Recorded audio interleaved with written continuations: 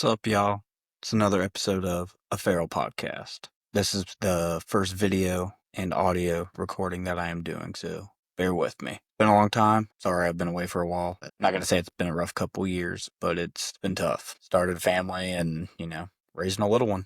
It's a tough job. So, with all that out of the way now, I've also kind of changed up the topic of this podcast. So, instead of just being kind of a, thoughts and ideas type podcast, it's also going to talk about, athletics, health. I'm still going to share my thoughts, opinions, and ideas and stuff, because I still want to be able to question, those thoughts and ideas.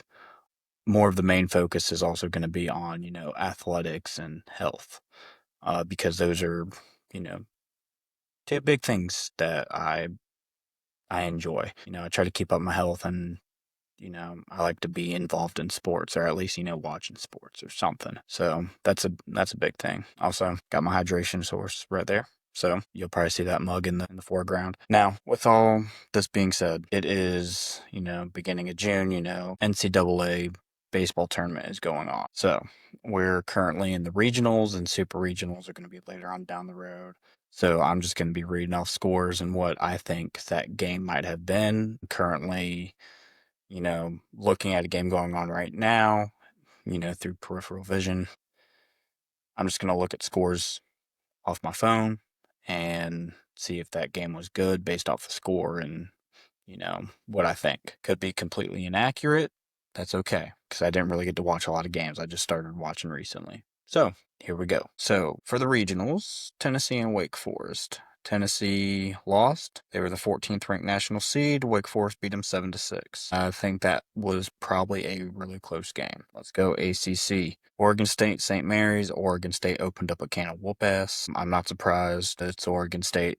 Since I can remember being a kid in middle school, I've seen Oregon State, in the College World Series, consistently. Maybe not every year, I still remember when UNC lost to Oregon State. I think it was the Super Regionals. It was one of the games at the old field they played at in Omaha. But I mean, I'm not surprised. It's Oregon State, and they're the eighth seed nationally. Ninth nationally ranked FSU beat Mississippi State 5-2. Let's go ACC. Duke beat Oklahoma State 3-2. All right. Coastal Carolina, which is the 13th ranked national seed, beat ECU 1-0.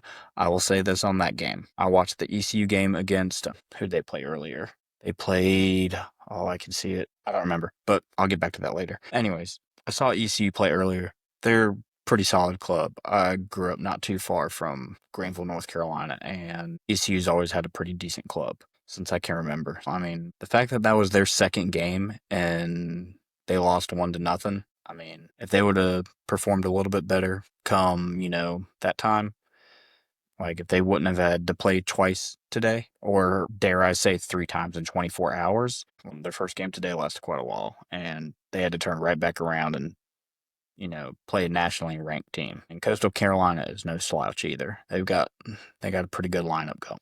So I mean, for them to just lose 1-0, props to you, Pirates. Now, there's two ways you can look at that score. You can say Coastal Carolina just took it easy on them and just didn't really play because they knew they were going to win that game. Okay, fair enough. However, baseball is a game where anything can happen at any pitch. It's one swing of the bat and that game is changed. That momentum swings like that. It can change quick. Now, moving on. Cal Poly beat Utah Valley 7-6, 11 innings. Okay, so if it went into extra innings, that's obviously a good game. That's a telltale sign right there. UC Irvine beat Arizona State 11-6. Yeah, 11-6. All right. UC Irvine, same thing with like ECU. They've always had a pretty decent club. Massive upset. Look at that. Wright State beat Vanderbilt, the number one nationally ranked team, 5-4. Now, I bet that was a freaking burner. Man, Wright State's got a good lineup. I saw them play. Who'd they play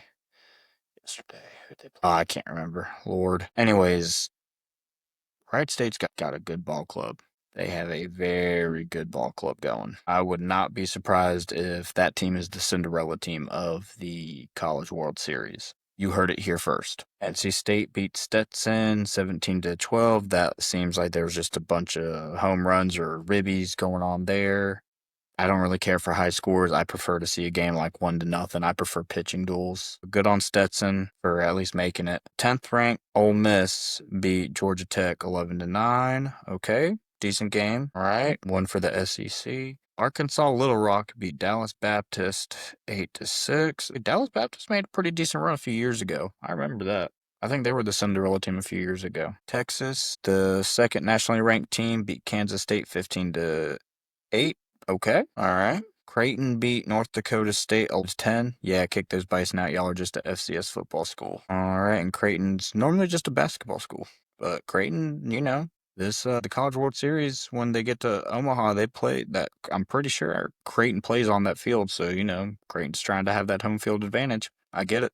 Can't say I blame them. Columbia lost to 16th ranked Southern Miss 8-1. I never really thought the Ivy League schools were that great. That's right. East Carolina played Florida earlier today. I was shocked at that. I thought Florida was going to go a lot further, considering the fact that they were I'm pretty sure they won the national championship 2 years ago. However, my math is probably wrong. Whatever. I don't care, but I know Florida normally has a really good ball club, so I'm shocked Florida's going home early. Let's see. That's right. Oklahoma State beat 7th ranked Georgia. That's right. And that was on a walk-off home run, if I remember correctly. I had just turned the TV, and I just saw homeboy go yard. He just cranked that ball, and it just flew right over the fence. And I was like, ooh, like, homie rake. Like, you could not ask for a better setting. Even though they lost to Duke, like, you could not ask for a better end to a game. Like, a walk-off home run, bottom of the ninth, like, come on, man.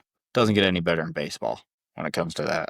Oh, let's see. Oklahoma earlier today. I'm currently watching the Oklahoma-North Carolina game right now. Oklahoma earlier today opened up a can of whoop ass on Nebraska, 17-1. Don't really care about any of the other games. All right, looking at the live stuff right now. Louisville and Wright State. Louisville is up 2-0, bottom of the fourth. Still a pretty decent game. Sixth ranked LSU and Arkansas Little Rock. Right now, LSU is up 3-2, top of the third. All right, Arkansas Little Rock, keep it up. Let's go. Creighton is getting that ass whooped by third-ranked Arkansas, 6-0, top of the fourth. Again, anything can change. Creighton, keep fighting for that home field advantage. Come on. 10th-ranked Mississippi.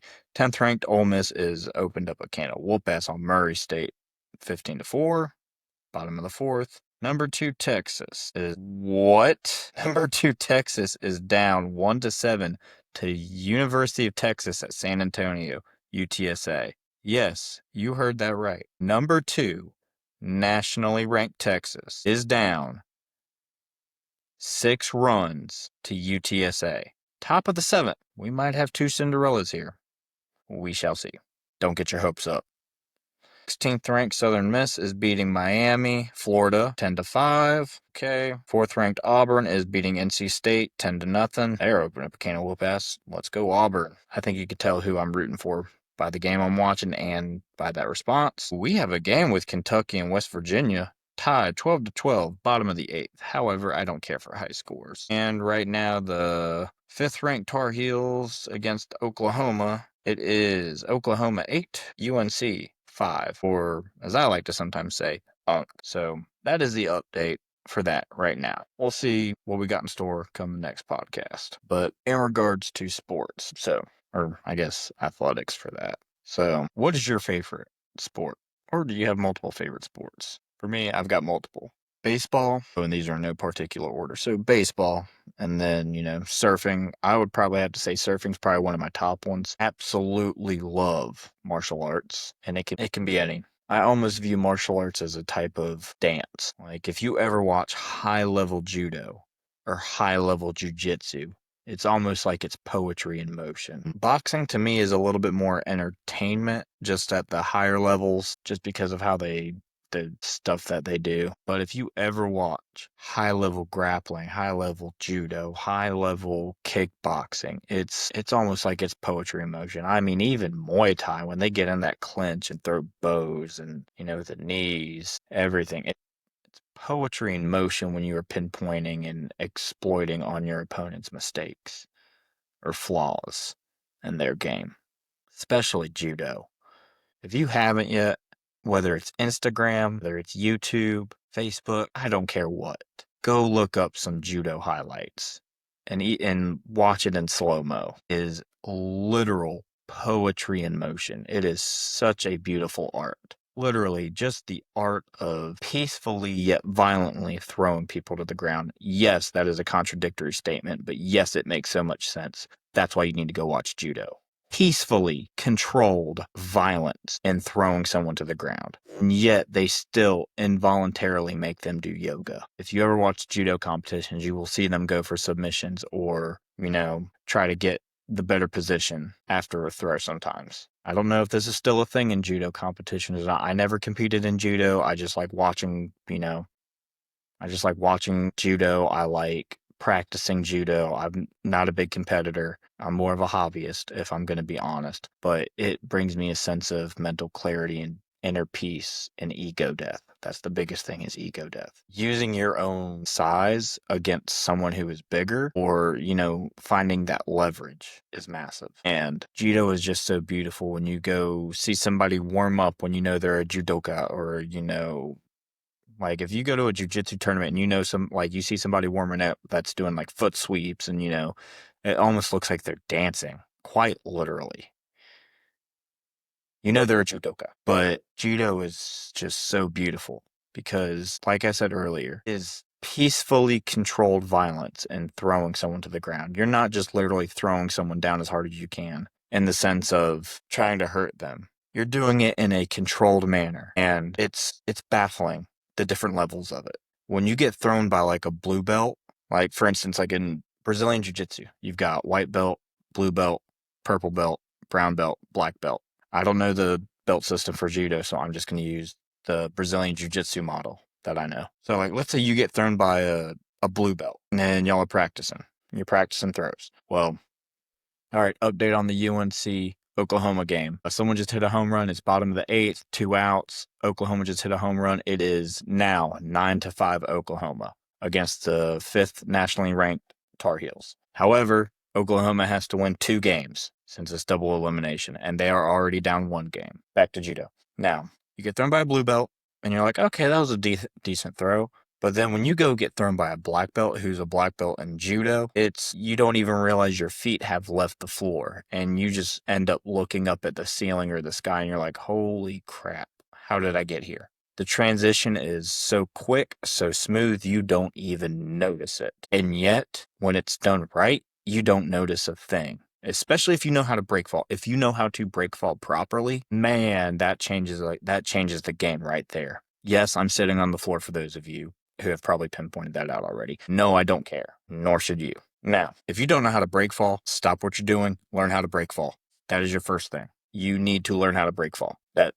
Don't care how good your submissions are. I don't care how good your defense is. I don't care how good your anti-jiu-jitsu or anti-wrestling is, or if you even want to say anti-judo. Good luck. I don't care. Go learn to break fall, kill that ego, and talk to your jiu-jitsu coach, or judo coach, or wrestling coach, whatever grappling art you do. Go ask them to teach you to properly break fall. If you already know how to break fall, then you already know. If you don't know, or if you're questioning whether you know how to or not, you probably don't. Now, if you're just questioning yourself because like, ooh, did I do this properly earlier? Different story. If you're questioning like, do I know how to break fall? Then you probably don't. If you know how to properly break fall, and let's say somebody throws you and lands on you, different story. Shit hurts. Been there, done that. It is what it is.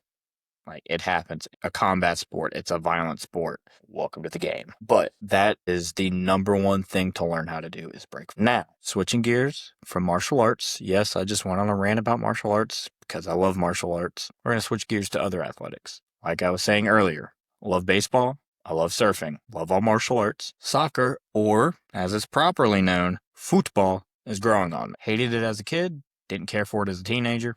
Barely cared for it as an adult. Then got married, and my spouse played soccer or football, and we joined, a summer league one summer. Haven't done it since, but we joined a summer league once, and I played it, and It's grown on me ever since. I think it's a great sport now. I mean, don't get me wrong. Men tend to flop a little bit more than the women do. It is what it is. I still think all sports should have hockey rules, other than combat sports, obviously. That's just me. I think if two people on the field want to duke it out, those two people should be the only two people to duke it out. And after they duke it out, they're done, off. You just change those two people out. Keep it simple. Why make it complicated? So, if I had to rank my favorite sports, one or, most favorite to least favorite, I would probably have to say surfing is number one, martial arts is number two. I can't really pinpoint any martial arts. Number three would probably have to be baseball, and then number four would probably be soccer or football. And then I guess five would be American football.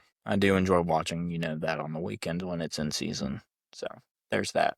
What are your favorite sports? Least favorite? You can comment that later after you're done listening to this. Now, what I've also been wanting to do at the end of every podcast is, read off some stuff. I like to journal and, write my thoughts down in the form of song lyrics. That's something I've always enjoyed, something I like to do. I haven't done that recently. I just haven't had the time, as aforementioned at the beginning of the video. But one thing I'd like to start doing is at the end of every podcast, I would like to start doing that. But for now, we'll just have like a little, remembrance of the, old style of the podcast where you would just listen. You didn't see me. You didn't see this beautiful thing right here. Go from there. Also, yes, I'm wearing a Def Leppard hoodie. Great band. They got quite a few good hits. If you don't know who they are, you should totally go listen to them. Let's see. No, I am not sponsored by anyone or anything. I just have good music taste. So should you. All right. So, some thoughts. Why do people make life complicated? And in that, we always say we don't care what people think, but yet we do. People will always say, oh, I don't care what so-and-so thinks. I don't care what they think. Okay, well, if you don't care what they think, then why are you talking about it? Why are you showing so much emotion towards that person's thoughts and feelings about you? And why are your feelings getting in the way of that? What are the facts here? Because first off, welcome to reality, y'all. But first off, fuck your feelings. Face the facts. Yes, feelings have a time and place. However, if we let our feelings dictate our perception and dictate what we perceive as facts, and did I just say the same thing? I think I just said the same thing, just a bit more educated. Anyways, if we let our feelings perceive the facts and how we view the facts and how we understand and disseminate the facts, are we truly understanding the facts? Or are we just letting our feelings getting in the way and basing our judgment off our feelings? I think we all know the answer to that one, if we just use some common logic and sense. Now, also, I do not advocate doing this unless you are of age, 21 or older. Use your brain wisely. You know if you're doing right or you're doing wrong. Always do the right thing. Why do people make life complicated? Is it because of our feelings? Deep down, I think it might be. Deep down, I think it could be a feelings thing. Because we want to feel good. And there's nothing wrong with feeling good. There's nothing wrong with that. But life ain't always sunshine and rainbows. Sometimes it's hellfire and brimstone. And we gotta face the facts of that. And if you can't, find a way. Well, update, y'all. Oklahoma just beat North Carolina 9-5. All right, so Oklahoma has to win one more game. Well, I think feelings do have something to do with it. And, it's okay. Yes, here we go. LSU and Little Rock. Let's go. It's a good game. But I don't think our feelings should dictate everything that we do, because sometimes you have to learn how to suppress those feelings and handle what's going on and then process those feelings. Now, I'm not saying it's okay to suppress feelings all the time, because you shouldn't. You should not suppress feelings all the time. There's a place and a time for that. There's also a place and a time to process those feelings when needed. Like when you have time to sit down and process those feelings, go for it. But when you don't, you got to move on and soldier on. Can't just let them get in the way all the time. You got to build that mental resilience, and that is a huge component. And people who are always getting frustrated and upset over the smallest thing, do they really have mental resilience? I'm sure they have some, but do they have it to the extent that they need? Probably not. So you got to ask yourself, are your feelings getting in the way of everything? And are you really truly looking at the facts? And you also have to ask yourself, do I have good mental resilience? Because if not, then you're just going to let things walk over you and have a victim mentality. And a victim mentality is never good and will always lead to bad outcomes. It may work in the short term, but I guarantee you in the long term, it's going to bring a lot of suffering and pain. And if you want suffering and pain, have at it. But I promise you, it is not glorious. So you have to decide that for yourself. Ferrell out.